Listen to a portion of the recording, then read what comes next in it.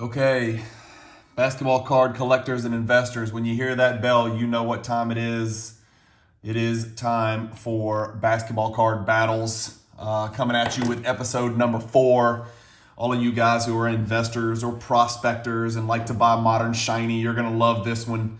It's featuring the 2019 Prizm Silver Morant rookie card PSA 10 versus 4.5, a lot of 4.5, so 4.5, 2019 Prizm Silver Darius Garland PSA 10s. As always, in basketball card battles, we're comparing two investments. This is an investment question, it's an investment discussion, it's an investment analysis. So we're looking at equating the value, and right now, one of these Morant Silver Prizm 10s is worth the same as 4.5 Garlands. So we're asking you, after we take a look at this data, which one would you rather have? Would you rather have the red corner, or would you rather have 4.5 Garlands a year from now, 3 years from now, 5 years from now, 10 years from now? And you can't answer neither. So, and you also can't answer Zion or Doncic. So let's get at it. As always, first thing we're going to do is we're going to switch over here to Card Ladder, which I use for all of my data and sales pricing analytics. If you check this out, you can see that the last Morant sold for about $1476.70. Well, not about, but exactly that on December 8th, 4 days ago.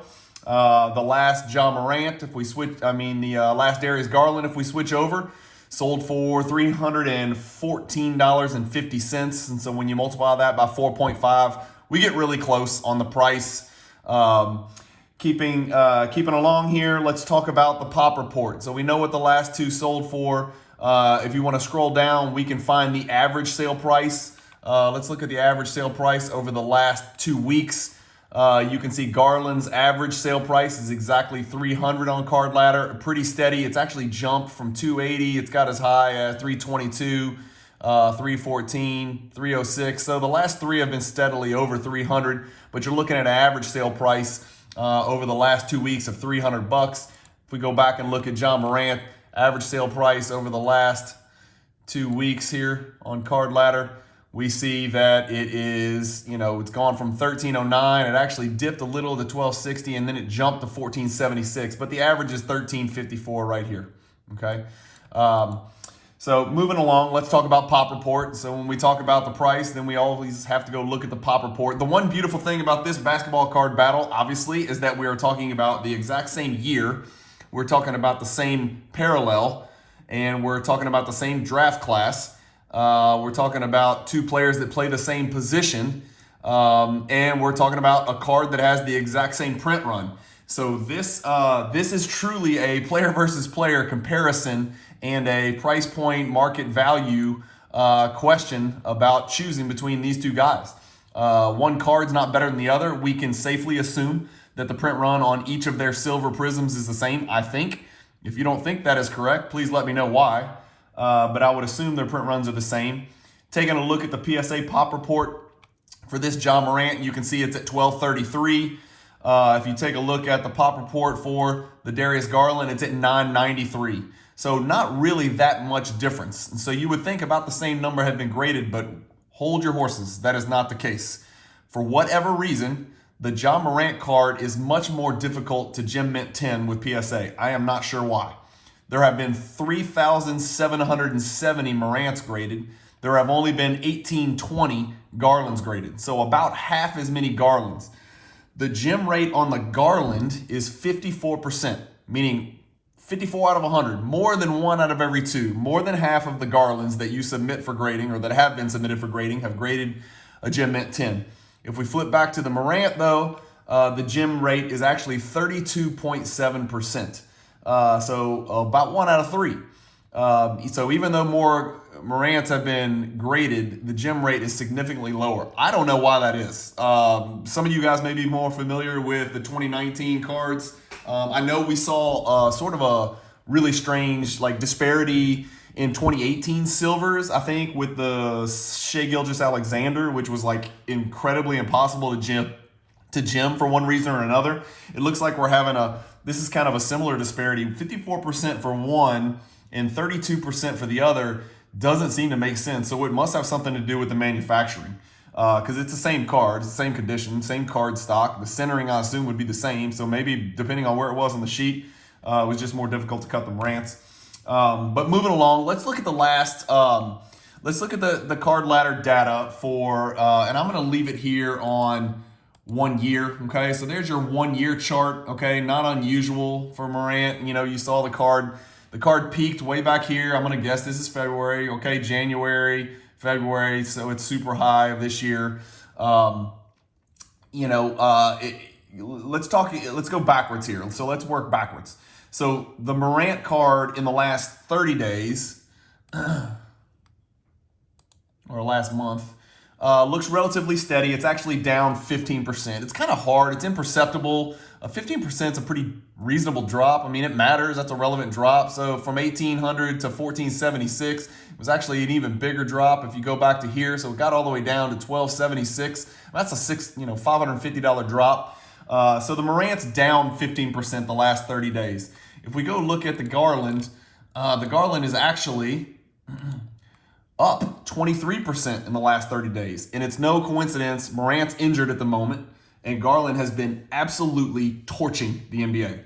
He has been absolutely on fire. If you have not been paying attention to Cavs basketball, which I don't blame you, you have missed Darius Garland absolutely unlocking the matrix and figuring out how to play the NBA point guard position.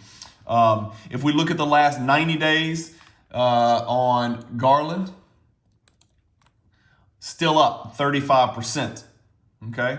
If we look at the last 180 days on Garland, still up 61%. If we look at the last year on Garland, and this is where it gets really odd because, as you know, a lot of cards have gone down in the last year, up 50%. So even though he followed the same peak deal here, his price point was much lower than Morant to begin with. And so this is going to be an interesting comparison. So Morant came out of the gates, guns blazing. He was a hobby darling from the jump. It was Morant and Zion. That was the draft class, Morant and Zion. It's Zion's draft class. Morant was right there. Sort of like Doncic, it was his draft class, and Trey was right there. And so you had your comparison between the two top dogs at the beginning of the year. And so that for that reason, Morant's cards came out of the box, out of the packs, just like super high price point. Whereas Garland did not. If you go back and you look at all time, you can sort of tell. So here's Garland, right? So you could buy Garland silver PSA 10s February 2020 for $80. That's bananas, y'all. That's bananas. So if you look at that all-time graph, I mean, going back to 2019, $96, under $100. I mean, that's bananas. If we go back and we look at the Morant, let's see what Morant is all-time. So where is his price point? So his price point is over 1,000. So at one point, Morant was an 11 to 1 ratio. So for that reason, when you look at the growth rate, it's just tougher. I mean, everybody knew from the jump Morant was not normal. Okay, something was special about him. He was super exciting. He went nuts in the NCAA tournament, so everybody was all over Morant from the jump. Garland sort of snuck under the radar. He got hurt and played only a couple games at Vanderbilt, and honestly, he wasn't that great at Vanderbilt. He didn't shoot the ball well. Nobody could really tell what was up and what he was going to be. I will say, and I always forget to say this, I've got a bunch of Morant. I've got a bunch of Garland. I love both of these guys. Honestly, in this entire draft class, the three that I think have the highest upside, I'm not here giving investment advice. I'm telling you what I have done. I'm not going to tell you what to do. I'm going to tell you what I did. I bought the hell out of Ja Morant, Prizm, parallels, and base. I cashed out very well on the base.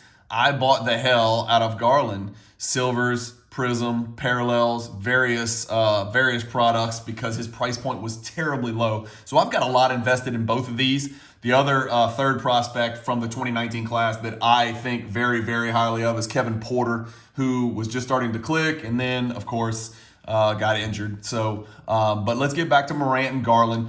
These are my two, okay? I never touched Zion. I couldn't afford it. I could have afforded it. I just thought his price point was outrageous. I know, there's a million reasons to collect and to buy Zion, and I'm not out here to offend anybody. His price point was just too damn high. I don't know how else to say it, Anyway, getting back to it. So it looks like, this Morant, over the last 30 days is down, 90 days is even, 60 days is down, and over the last year, he's down 50%. Okay, look, I mean, this Morant card hit a massive number back here. Okay, that's a big number for a Morant silver. Okay, whereas the Garland, you know, there's the number, man. That's it, 575. I mean, that's a fraction of what the Morant card has hit. So at no point has anybody even considered Garland, in the hobby at least, has anybody even considered Garland in the same class as Morant. And we're still looking at a 4.5 ratio here, remember. Okay? So let's start talking about something we should mention. Something we should mention is that I think, and you're going to hear this phrase at some point. I don't know if I coined it or if people are saying it, but it's a fact. Silver's the new base. Okay? Base is out. Base scares the hell out of people. There's 20,000 plus Zions. There's 20,000 plus Doncic PSA 10s. Base has scared the hell out of people, and people are reacting accordingly in the market. They're dumping their base. The supply has increased. The demand has gone down. That's a deadly combination, and as a result, the value of base, even PSA 10 base cards, especially in 18, 19, 20, has absolutely plummeted like a brick in the ocean. So the question becomes, I think silver's the new base. So silver's more now the commodity card, whereas base was the commodity card. Let's buy 8 of these and then flip them and make our margins. I think people are doing something like that with silver, but not quite the quantity. Okay, but silver's become the flip card du jour, if you want to call it that. There are 3770 John Morant cards that have been graded by PSA. Okay, so you got your pop report on the PSA 10s, but there's been 3770 graded by PSA. If there's 3770 graded, and here we are, almost right at 2 years post-release, how many do you think were printed? Okay, so that opens up the question that everybody always wants to know. We wish Panini would tell us how many silvers, how many greens, how many orange ice, how many red. All these parallels that don't have serial numbers, we're left guessing, okay? But if there were 3770 silver Prizm Morant graded just by PSA, okay, that does not include Beckett. How many do you think were printed? It doesn't include SGC, Beckett, all these other, new fly-by-night grading companies I'm not even going to talk about on here. How many do you think were graded? How many do you think were printed, I should say? That's where we can kind of try to get a firm grasp on how many is too many. Comment below what you think the print run is for 2019 silver. Is there an accurate print run out there? Is there a thread or an article that I missed that is absolutely accurate or that you think highly of? If so, link it in the comments. Let us know. I dug on the internet and tried to come to terms on the print run. I have for years. I read one article that said the silver print run was 1,304 based on calculations. Well, that's dumb. I'm not going to name names or whose article that was, but obviously if 3,770 have been graded, 1,300 for your estimate for print runs is probably not correct. Blowout Forums is a place that you can go to kind of look at the print runs for silver and get a lot of input and hear a lot. You just don't know if you're reading, somebody who knows what they're talking about, who's done a deep dive from a math standpoint. I don't think anybody knows for sure. And I am not aware of Panini ever saying, here's how many silvers we made. I don't think they want you to know, to be quite honest with you. We can assume that there's the same number of prints of Garland silvers printed than Morant. I think that's a safe assumption, unless you guys know something I don't. So let's go.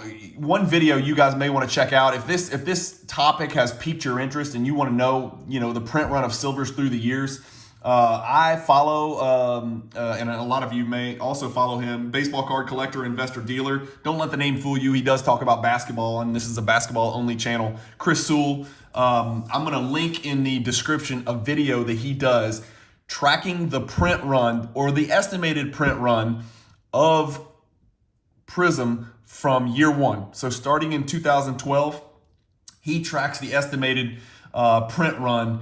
And he'll give you his data and how he came to those conclusions. But it's a pretty educated guess at it.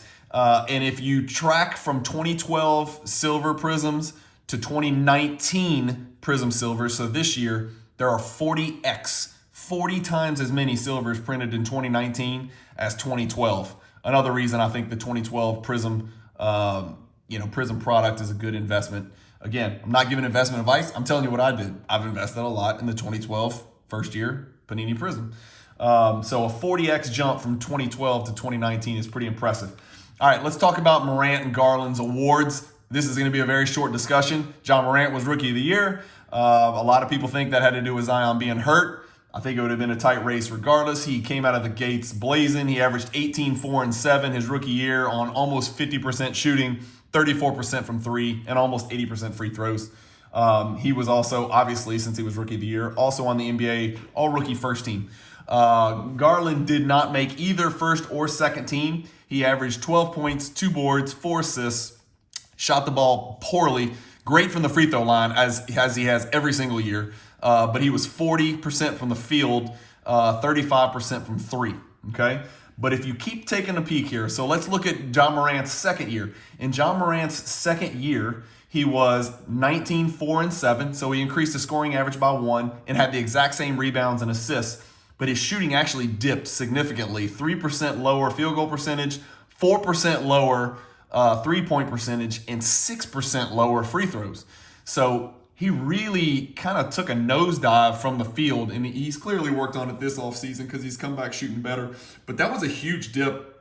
And I don't know if a lot of people paid attention to that. It didn't seem to affect his prices because he was still explosive and athletic and exciting. And it's really clear he's an absolute super mega star. I mean, nobody can argue that. But in Garland's second year, he increased his scoring average 5 to 17. He had the same number of rebounds, not a huge rebounder because he's a horizontal player. We'll talk about that in a second.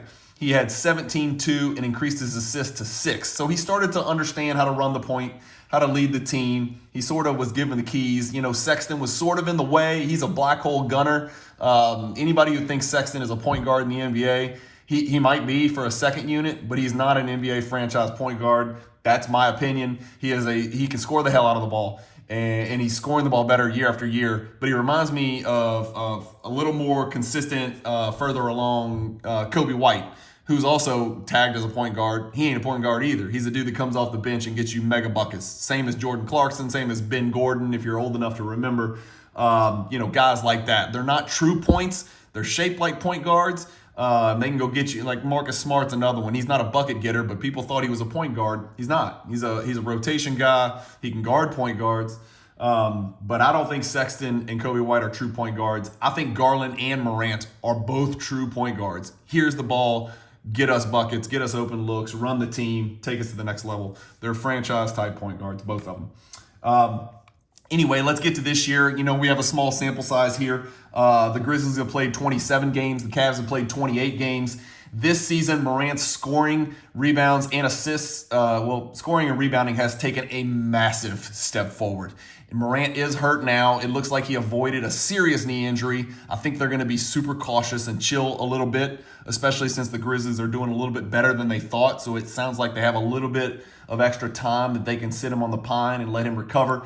But so far this season, Morant is an insane 24 points, 6 boards, 7 assists. Those are big time numbers. His name was sort of bantied around in the MVP discussion because he's taken such a huge jump and his team has overachieved. Nobody thought the Grizzlies would be relevant and they're sitting in 4th place. His shooting percentages have gone up, and that's put a lot of people's concerns at ease. He has jumped to 48% from the field, which is great for a small guard. He's 36% from 3, which is better than league average. And he is 78% from the free throw line, just like he was his rookie year, which is okay. You want to see your point guards, since they, kind of have the ball so much, you want to see him over 80%. But 78 is a decent percentage for a young guy, 22 years old. If we look at Garland this year, same thing. He's taken a massive jump. Points, rebounds, assists, all up.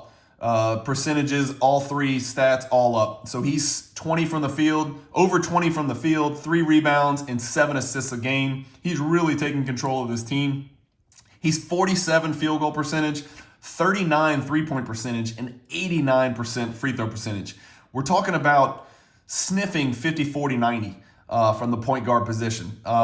Steve Nash, Durant, Nowitzki, Brogdon actually did it one year. I think he did it one year or got real close. 50, 40, 90 is a serious accomplishment when you're taking a legitimate number of field goals. I mean, we're talking about a guy who takes a good chunk of shots. 50, 40, 90 is special, and Garland is right there. For instance, Morant ain't ever going to be 50, 40, 90. He's played 15, 20 years. He's not going to be 50, 40, 90. 90% from the free throw line is elite company. Moving on, let's look at some of the more analytics-driven stats. PER and win shares are kind of two of the biggest. John Morant's PER is 24.4. His career PER is 18. So this year he's 24.4, which is nuts. His career PER is 18. I think the average in the NBA is 15. So John Morant obviously is his player efficiency rating is much higher than the average. If you don't know what PER is, go check it out. It's real easy to find on the internet. But basically, it's just kind of a overall big snapshot. It's not perfect, but it's an overall big snapshot of how efficient the player is with when he touches the ball, his usage rate, things like that. Garland's PER falls way behind. He's still better than average, but he's way behind Morant. He's 17.2 this year. He's 12.4 career, and part of that is because he shot the ball so poorly his rookie year, and then he didn't know what to do with Sexton stealing the ball from him. I mean, I think Sexton got one steal a game where he would just take it from Garland and shoot a contested step-back three-pointer that clanks off the rim. As you can tell, I've been a Garland over Sexton guy for a long time, so forgive my subjective opinions. When it comes to win shares, this is like how much how many wins can be attributed to this particular player over an average replacement player. John Morant this year is 2.1 win shares. Garland this year is 2.0 win shares, so almost identical. John Morant for his career is 9 win shares and Garland is 1.9, which means that at some point during his career, his rookie year, Garland was less than an average point guard. But as you can see, he's blossomed because his win shares are the same as Morant right now, almost. Morant was drafted number 2 overall in the 2019 draft. Garland was drafted number 5 overall. So you're talking about 2 lottery picks, 2 guys that GMs had a lot of faith in, that they sort of, thought would be guys that you could hand the keys to the franchise to. One big distinction, and I think, man, I'm telling you, I think this has a lot to do with the value disparity between Morant and Garland is that, and I'll use these terms all the time, you want to talk about a guy being athletic and exciting and above the rim. There's 2 types of athleticism in the NBA. I break it down into vertical athleticism and horizontal athleticism. Garland is not vertically athletic. Garland is not a high flyer. If I had to guess, I don't know this, and I don't know if they keep this stat, but I bet you Garland has less than 10 dunks in his NBA career. He may have less than 5 dunks. I don't think I've ever seen the guy dunk a basketball. Morant is absolutely horizontally athletic. He is exceptionally vertically athletic, okay? So I think that has a lot to do with it. For God's sakes, John Morant's most famous dunk, he didn't even make it. It was when he put his man parts on Kevin Love's head. He didn't even make the dunk. They made a card out of it, and the card went nuts. And, Morant is very special vertically. There's no question about it. The history of him working out with his dad in the backyard on the concrete, flipping tires, jumping on tires, training on absolute, crappy concrete, bringing the whole neighborhood over, barbecuing and playing basketball for 10 hours is legendary. It's everything basketball's about. That's one thing I'll say about both these guys. The way they conduct themselves is phenomenal. Humble, confidence, both of them. They both know they're really good. They both carry themselves very well. They both gain the respect of their peers already. If you watch post NBA game congratulatory stuff, and when an old vet like a LeBron or a Carmelo, or especially somebody that plays the same position like a Kyle Lowry. Let's think about point guards, Kyle Lowry or Rondo, or one of those guys that's been there and done it, grabs one of these young kids, pulls them close and whispers stuff into their ear. It's usually, hey, you're a hell of a player. Keep it up. Keep doing what you're doing. If you ever need anything, call me. That happens to Garland and Morant every damn game. Every single game. The best point guard on the other team is grabbing them and talking to them because these guys are both going to be fantastic players. I think they're both great guys to PC, and their cards are great to hold. Getting back to, the comparison, a lot of people like the short-sighted view of whose team is better, or the Grizzlies can't win a title, or the Cavs can't win a title. And man, you could have said that about Steph Curry on the Warriors early in his career. You could have said it about Giannis. Their teams suck. LeBron, his Cavs team sucked. All of it. I hate when people hyper-focus on their current situation, because situations change extremely quickly in the NBA. Stuff does not last forever. people say, oh, they're going to be a dynasty. They're going to be a dynasty. How many dynasties are there really? Stuff just doesn't last. And so just like, being on the top of the mountain, doesn't last.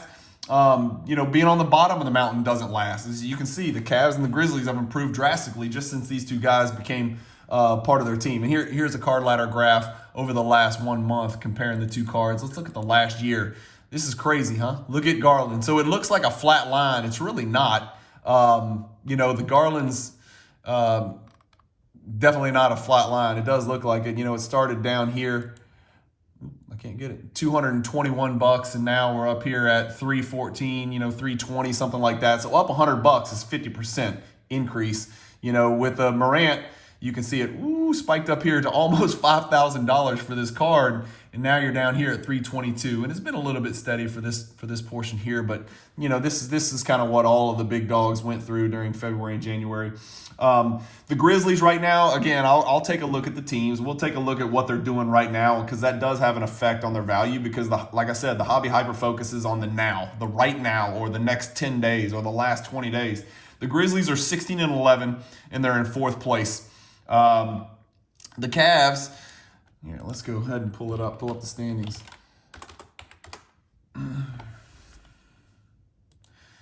The Cavs, so I would say the Grizzlies are overachieving. Who thought that the Grizzlies would be, get off here. Who thought that the Grizzlies would be 16-11, 6 games out of first place? I mean, that's, first of all, who thought the Suns would be in first place? I guess some people did, but the Grizzlies are in fourth place in the West. That's impressive. They're ahead of the beloved Lakers. They're ahead of the Nuggets. They're ahead of Doncic and the Mavericks. That's an overachiever as far as I'm concerned, and Morant has a lot to do with that. Jaren Jackson's development has a lot to do with that too. Let's go look at the East, though. Look at this. People didn't even think the Cavaliers were going to make the playoffs or even be in the picture, and they still may not. I'm not saying they will, but they're in fifth. And what's even crazier, they're 16-12. What's even crazier is they've won 7 out of their last 10, and look at this. They're 3 out of first place. The Cavs are 3 games out of first place, and they've won 3 in a row. Garland has a hell of a lot to do with that. Obviously, Mobley is a fantastic rookie, if not the Rookie of the Year favorite. He's right there with Scotty Barnes. Cade Cunningham's kind of sniffing around, but he's got to make some shots. He's definitely got every opportunity. But the Pistons are 4-21. So it's a two-team race, two-person race for Rookie of the Year right now, in my opinion. I'm getting off topic. Mobley and Barnes. If you guys love fantasy basketball, Basketball Monster is probably one of the number one fantasy basketball ranking sites out there that people use. It's a paid subscription. Right now, John Morant is the 18th ranked overall fantasy player in rotisserie fantasy, and Garland is 31st. So for two guys that are 22 years old to be ranked 18th and 31st, that's nuts. That's a great indication. Fantasy basketball does have some effect on value just from a notoriety and a name recognition standpoint. John Morant's 22 years old. Garland is 21 years old. Turns 22 in January, so he's 5 months younger than Morant, so about the same age. Like I said, I like to do player comps with people. John Morant, I compare shape, height, and weight in like body type wise to Gary Payton. Morant's 6'3", 174. Gary Payton was 6'4", 180, so almost identical. Obviously, Gary Payton, like if we go back to it, was horizontally athletic as hell. Vertically, not very. If you go look at Darius Garland, he's 6'1", 192. My comp for him, it's a perfect comp, is a sane Kyrie Irving. A Kyrie Irving who doesn't think he's a wizard or a shepherd or sprays incense or, whatever causes problems with his teammates. So Garland is like a sane version of Kyrie Irving. Garland's 6'1", 192. Kyrie was 6'2", 195. So almost identical. And their games are so similar. Garland, if you watch him, he's incredibly flashy with the ball. He made an unbelievable no-look wraparound pass last night to Mobley, who couldn't finish it. But it would have been on SportsCenter Top 10.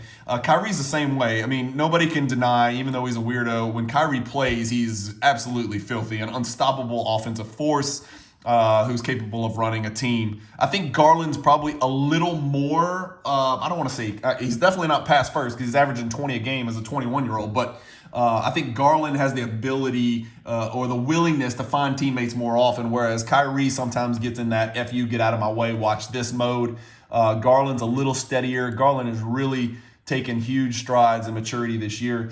The 2019 rookie rankings, so this rookie class that these guys are both in, I wonder if we can go look at that. Let's go look at that real quick. Sorry, this video is getting long. Hopefully you guys don't mind. I know I have a tendency to be long-winded, but let's go back to 2019 and let's go look at this. And so when this first came out, as you can see right here, right? So we thought it was going to be the Zion and Morant draft from the jump. People also thought RJ Barrett was, they thought it was kind of a big three with the drop off after that. As you can see, here's Garland getting drafted. He was 175 when he was drafted. Now he's, 192. So he's put on some muscle and become a little bit sturdier.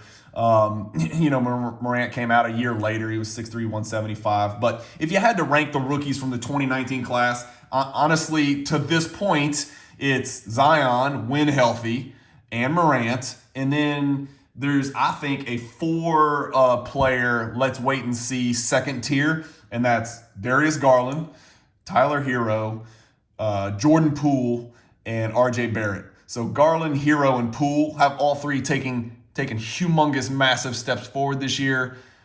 Barrett's numbers may be better, like his aggregate numbers, but I just don't see it. But nevertheless, the purpose of this was to say Morant was in that top tier, and that's why his price point was higher, and Garland's in the second tier. So let's get to it. Who we choosing here, okay? You got a choice of 1, John Morant at $14.76, and you got a choice of 4.5, Darius Garland's PSA 10. I can't decide. To me, I'm always going to take the quantity. Is it crazy to think that 3 years from now, Darius Garland could be better? Y'all laugh at stuff like this, but I mean, if you go back to 2013, who would have thought Giannis would be better than Oladipo? Now, how funny is it now? If I said who's better, Giannis or Oladipo, then people would have laughed at me. If I say it now, people are going to laugh at me, but for the opposite reason.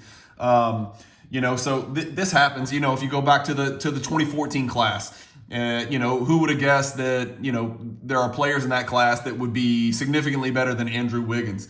Stuff changes. Like I said, the NBA stuff doesn't last for long. So I'm taking the 4.5 Darius Garlands. I like having quantity. I like having the ability to, to sell in stages and cash out. This is an investment perspective, guys. Ja may be a better player than Darius Garland right now. If you told me pick one right now, for this upcoming season to win the NBA championship, all things being equal as far as their teammates go, I'm probably taking Ja Morant, and I think 99% of the world right now is probably taking Ja Morant. He's a better player than Garland perhaps today, but he's not 4.5 times the player as Darius Garland today. It's not crazy to think that in 3 years, Garland could be Morant's equal and or better. Anyway, if they were one and one, if they're both their cards were $1,000, this would be a lot harder decision. But for me, it's an easy decision because I think Darius Garland's cards are slightly undervalued. I think Morant's probably right where he needs to be. But as always, these basketball card battles aren't about me. You've got my opinion, but I'm just one dude with 76, toot the horn subscribers. It's growing a little bit, and thanks for that. This is not about what I think. This is about what you think. I want to hear in the comments. The Morant lovers, the Morant PC guys, I'm one. What do you think about this comparison? Which one would you rather have if you had to buy their silvers? If you're a Garland collector, and I haven't seen very many of us out there, I'm a Garland PC guy as well. I've got a big stash of Garland I'm sitting on. So let me know what you think if you're a big Garland fan. Let me know what you think about that silver is the new base theory. Let me know what you think about the silver print run. Let me know what you think about silver Prizm PSA 10s as an investment, just generally speaking, regardless of the player from the 2019 year. Is there too many out there? Is Pop 993 going to be Pop 3000 one day? Or is it going to be Pop, 1500? For the Morants, there's 1,233 of these out there. I think there's some people that probably have 50, 80, 100 of these. Is 1,233 too much? One cool card ladder feature is you can look at the population growth of the cards by clicking this little arrow right here. Can you guys see this? If you click the arrow next to population growth, you can go look. From April of 2021, what is that? About 6-8 months ago, there was 1,040. Today, there's 1,233. You can see this steep curve has started to flatten out. But is it flattening out because PSA was closed, or is it flattening out because all the ones that were out there raw have started to be graded? I don't know. Let me know what you think about the silver population. Anyway, I always appreciate you guys listening. If you're one of my subscribers, I can't tell you how much I appreciate it. If you're commenting on my videos, I've responded to every single one, except for the spams or the stuff that's in a language that I can't understand for whatever reason. But anyway, thank you guys for commenting. Thank you guys for subscribing. I'm really having fun doing this. I'm sorry my videos are long. Hopefully they're not too long. I've got to get better and shorten it. Some good news that I'm happy to share is I'm meeting with an audio and video specialist on Monday. So the quality of my videos is going to be more than just me pointing my dumb iPhone at my computer screen. It's actually going to be, a screen record deal with a webcam and some other stuff. And I'll hopefully have some picture-in-picture so you can see me as I ramble and spit all over the screen, talking too fast. But I really do appreciate you guys watching the video. Hopefully I'm providing some content that you guys care about. Click the subscribe button if you haven't already. Click the bell icon because I've got a lot of great stuff coming out in the next 4 or 5 days. This video is recorded on Sunday, but it's going to drop on Monday. So if the data sounds a little bit skewed, it's just because there's a little 48-hour window or 24-hour, 36-hour window. Hopefully neither one of these players gets hurt any worse or gets hit by a bus or anything between now and the video. But thanks again, guys. If you're following me on Instagram and Facebook, I appreciate it. If you're not, please do. It's Cajun Cardboard on both of those social media sites. I'm not on TikTok. I'm not on Twitter. My old brain can't tolerate any more new stuff. So again, hope you guys have a great weekend and close it out fun. There's a lot of great NBA games tonight. And hopefully you enjoyed the video. Peace.